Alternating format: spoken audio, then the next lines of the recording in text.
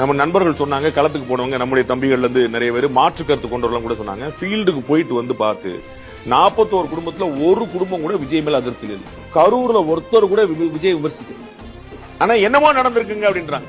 அண்ணன் வந்து அப்படி கிடையாது, தளபதி அப்படி கிடையாது அப்படின்னு அவர்கள் வந்து விஜய் மீது மிகப்பெரிய மரியாதை வைத்திருக்கிறார்கள் தொடராளர் உயிரிழந்தவர்கள் குடும்பத்துல.